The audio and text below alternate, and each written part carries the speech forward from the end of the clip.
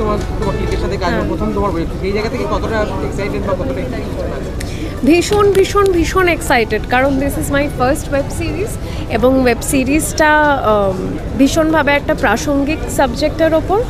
আর আশা করছি আমার ফলোয়ার্সদের ভীষণ ভালো লাগবে।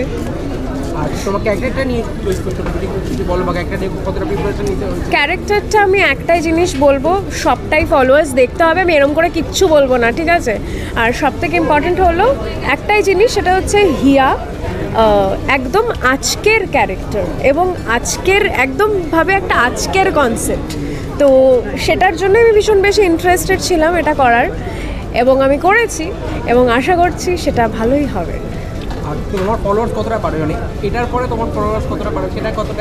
এটা আমি কি করে বলবো, এটা তো দেখতে হবে, কি কথা। আমার ফলোয়ার্সদের কেমন লাগছে সেটা তো দেখতে হবে। আর কিছুদিন আগে তুমি একটা মানে একটা বিদেশে গিয়ে একটা ছবি পোস্টের মাধ্যমে ট্রোলের শিকার হচ্ছে, সেই জায়গা থেকে মানে সেই জায়গা থেকে এটার কামব্যাক এবং সেটা সিরিজের মাধ্যমে তোমার মানে অভিনয়ের বেরিয়ে আসে, সেই জায়গা থেকে কতটা ভালো লাগছে বা যারা ট্রোল করেছিল তাদেরকে তুমি কি বলতে চাইছো? ট্রোল করেছিল, আমি ট্রোলার্সদের আই লাভ ট্রোলার্স, তার কারণ হচ্ছে ঠিক আছে, তারাও তো আমাদের পছন্দ করে বলে কমেন্টটা করেছে, মানে তারা যদি একেবারেই পছন্দ না করতো তাহলে তো অ্যাভয়েড করে চলে যেত বা আনফলো করে দিত। তো তারাও আমাদের কমেন্ট করেছে এবং তারাও ভালো খারাপ যেটা তাদের মনে হয়েছে তারা বলেছে।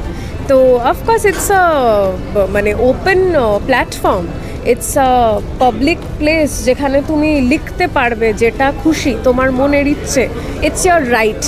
তো তোমরা তাই করেছো এবং আমার একটু খারাপ লাগেনি, ভালোই লেগেছে যে তোমরা তোমাদের মনের যেটা ছিল আর কি, যে কথাগুলো সেগুলো তোমরা আমাকে জানিয়েছো। আর আমার যারা অনুরাগীরা আছে তাদের তো ভীষণই ভালো লেগেছে, তারা তো আমাকে কিচ্ছু জানাতে বাদ দেয়নি যে দিদি তোমার এটা ভালো, দিদি তোমার ওটা ভালো, সাংঘাতিক সুন্দর লাগছে, সব কিছু লাগছে। তো আমি খুব খুশি, সবাইকে নিয়ে আমি ভালো আছি। ইন্ডাস্ট্রিতে এখন যেটা একটা বেশ কয়েকজন মানে যেটা দেখা ট্রেন্ডে যা দেখা যাচ্ছে যে কিভাবে দেখো মানে ফলোয়ার্সের ভিত্তিতে তোমার কাস্ট নির্বাচন বা সেটা এইটা না বলা একটু চাপের ব্যাপার, কারণ শুধু যদি আমি ফলোয়ার্স দেখি তাহলে তো আমার ট্যালেন্ট ইজ বিং কম্প্রোমাইজড, তো সেটা নিশ্চয়ই হবে না। তো সেই আশাই আমি এগোচ্ছি, দেখা যাক কি হয়।